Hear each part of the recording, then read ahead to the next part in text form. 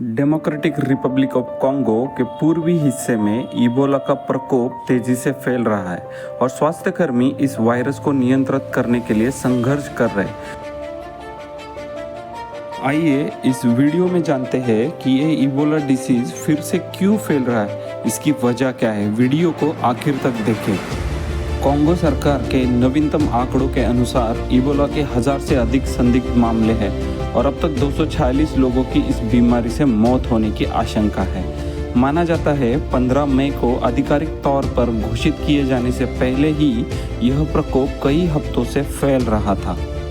इस प्रकोप का केंद्र पूर्वी कॉन्गो के इटूरी प्रांत में स्थित एक गोल्ड माइन मोंगवालू है, जहां की आबादी 1,30,000 है।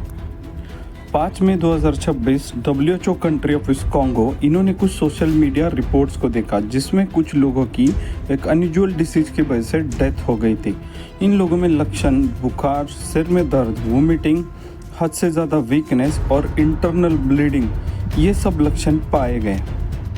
जो पहला मौत का केस दर्ज हुआ वो एक नर्स का था और उसी हॉस्पिटल में बाकी हेल्थ वर्कर्स को भी ये लक्षण दिखाई दिए। मोंगोंगलू प्रांत से आए और लोगों का सैंपल लिया गया और इस सैंपल्स में 14 मई को 8 केसेस पॉजिटिव पाए गए।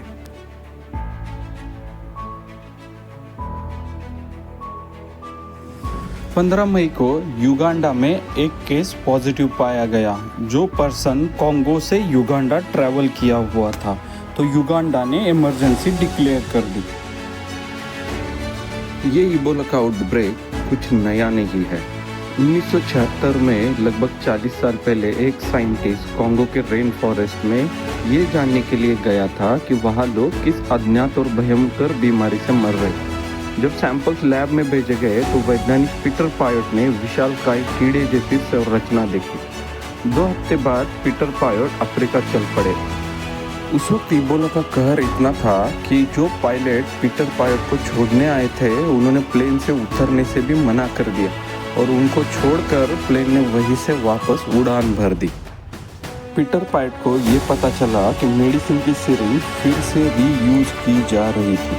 उस वजह से ये वायरस तेज़ी से फैल रहा था और इस वायरस का कोई नाम भी नहीं रखा गया था।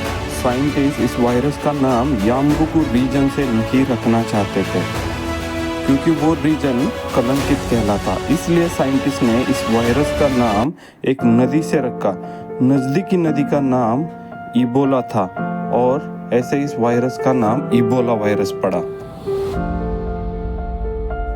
कॉन्गो में इबोला आउटब्रेक कुछ नई बात नहीं है। 1976 से लेकर आज तक 17 बार यह आउटब्रेक हुआ है। आइए समझते कि सिर्फ कॉन्गो, युगांडा, इन्हीं देशों में ये क्यों हो रहा है।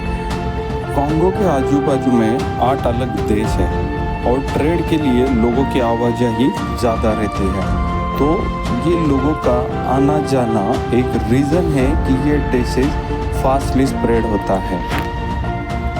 कॉन्गो में सदियों से हिंसाचार होता रहा है, इसलिए लोगों को बार बार विस्थापित होना पड़ता है। कई सारे लोग कैंप्स में भी रहते हैं, तो यह बार बार जगह का चेंज करना, विस्थापित होना, ये भी एक रीज़न है।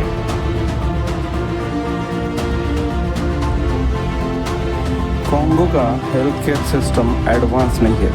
बहुत बार तो मलेरिया, टाइफाइड और इबोला में डिफ्रेंशिएट करना भी मुश्किल हो जाता है।